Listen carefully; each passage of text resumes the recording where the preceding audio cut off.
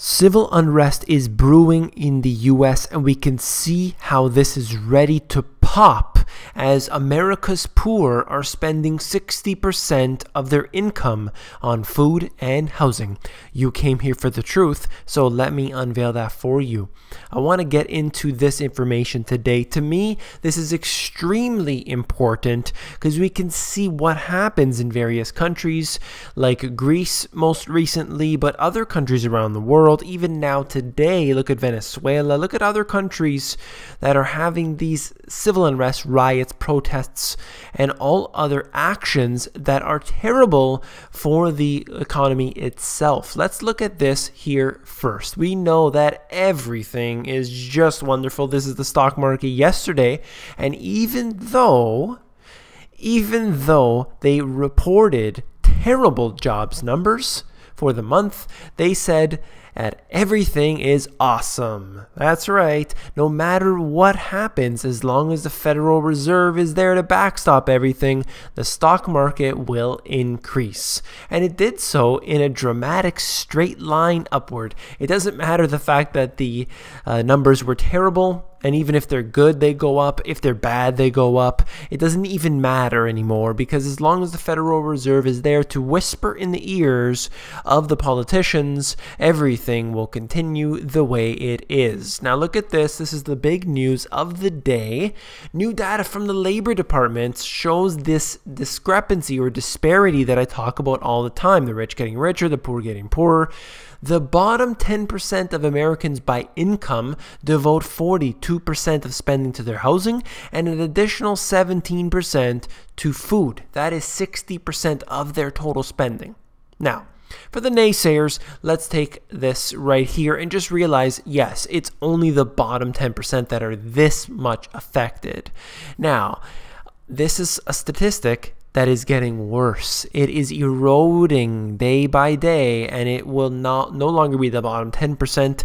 It's going to be the bottom 20, then 30, then 40, and then all the way up to 99 until you have the rich against everyone else. And we're not talking about the rich making $150,000 a year, $250,000 a year. We're talking about the Warren Buffetts, the billionaires against everyone else. And that's what's happening here. This, to me, is extremely crucial, because when you have conditions that people simply cannot afford their food and houses, they're going to be very, very upset. And that's when you get the civil unrest that starts to occur, social unrest. You have the riots that begin, the protests, and of course they tend to become violent, although they shouldn't. But there's always provocateurs. There are always different individuals out there to just start a mess, and that's what happens every single time, and unfortunately it becomes violent. This is not a good thing for the future.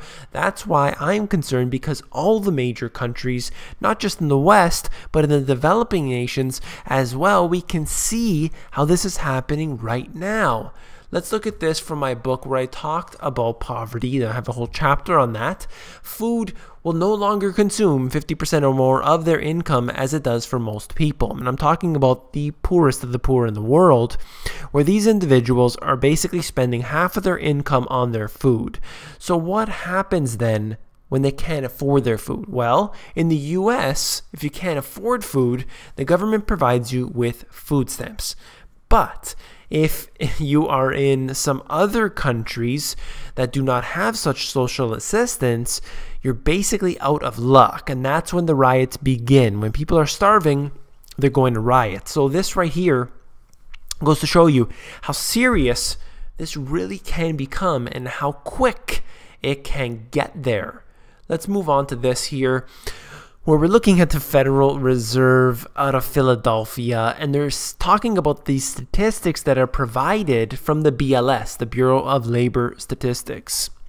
The recent benchmark data revisions produce greater changes to the Philadelphia Fed's estimating methodology than are typical. While estimates for most of the states do appear to be reasonable, those for some states are not. So they're saying essentially, well, some of the numbers are fairly accurate, but Others are just a complete lie. And this is, again, the Federal Reserve admitting this. In fact, just recently I did a video about how the Federal Reserve admitted, finally, 0% growth. So when you have the BLS throwing out these garbage statistics, not even the Fed, this sort of terrible institution here that is there just for profit, they don't even want to deal with the numbers. Even they want accurate numbers to deal with, and they're complicit with this whole game that they're playing with us. This is unbelievable to see this. At least I'm glad to see that the Federal Reserve is willing to admit it.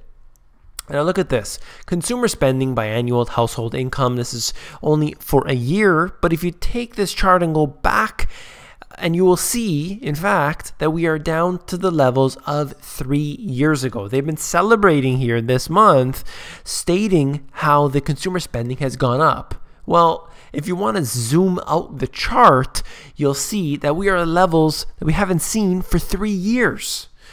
People are unable to spend the kind of money they once did. All of the stimulus packages like the TARP bailout, like the Cash for Clunkers program, all of these programs have run out. The unemployment is starting to run out for many people. And this is what we're really seeing, is that the government programs are wearing thin. And as a result, they're simply not able to keep up with all of this. So there you have it, a statistic bringing us back to, once again, the financial crisis era. This is actually Ben Bernanke's words. He has his own blog here at Brookings, and he's talking about interest rates and why they're so low. He said this: the real interest rates are determined by a wide range of economic factors, including prospects for economic growth, not by the Fed. That's according to Ben Bernanke. He's saying, look, the Fed doesn't control the interest rates, and if this was a fictional read here, then definitely I would agree. See, it is supposed to be determined by a wide range of economic factors, but today, it absolutely is not. It's completely fictional and fraudulent. Look at the Federal Reserve themselves admitting the BLS's statistics are BS, if you know what I'm talking about. And here they are in Ben Bernanke here saying that, look, it's not the Fed. We're not playing around here. This is something else. Don't listen to all the hype. Well, I'm not believing it for one, that's for sure. And then we're talking about Greece here, and obviously how this interacts with the U.S. Greece's leftist-led coalition is hoping to draw support from a U.S. administration widely perceived to have taken a softer line than creditors in Europe over Athens' need to adopt austerity. So what could happen is the U.S. lending a hand over to Greece. This could very well happen, and it wouldn't surprise me at all because not just because there are some tensions in between the West here with Europe and the U.S., but because the U.S. wants to keep everything in good condition. This wouldn't be the first time that, in fact, the U.S. has dealt money over to Europe. Just recently, in fact, in the recent years, they've done so. So this certainly would not be a very different scenario. They want to keep everything the way it is. And right at the bottom, the quote here, a Grexit would spin the markets out of control. It is the last thing that Washington wants. I completely agree with this. They need to keep it status quo because the stock market isn't tanking like it once was. This article was out of The Guardian, but I'd like to move on to this here out of the Wall Street Journal. Brazil's Petrobras obtains $3.5 billion in financing from China Development Bank. Now, this is not the AIIB that I've been talking about recently that is obviously making big news, but this is involved with the BRIC nations. They are supporting each other, they're trying to build each other up, and of course, they're trying to expand.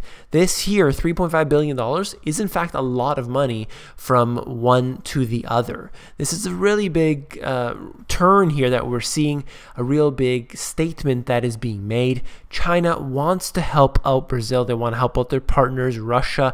They want to help out each other. The BRIC nations are definitely supporting each other, and while they are small in comparison to the other economies of the world, they are by far the fastest growing, and that is very important. Let's look at this last but not least.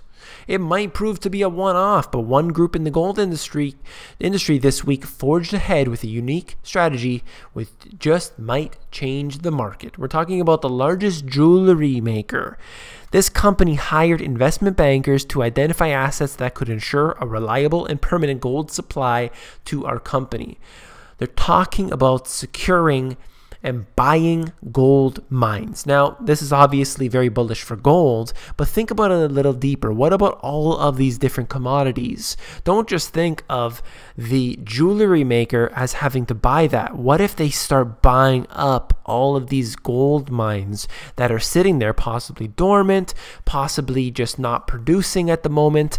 They could very well do this at a much faster pace. This could set the precedent for other companies as well. As I said, not just for gold, but of silver, but of tons of other commodities. So this is something to look forward to in the future. Keep your eyes peeled.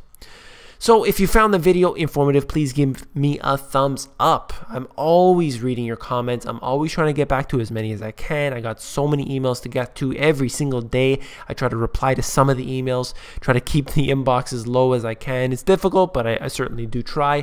The best place to get me is definitely on the Insiders, but if you want to email me, if you're not on the Insiders, you can do so at david@themoneygps.com, and I'll get to you on there. But of course, as I said, best place to get me is at the Insiders. If you want to get on there, it is totally free, and all you got to do is get to themoneygps.com, scroll down to the bottom, fill in your email address, and you get occasional emails from me with good, short, concise info.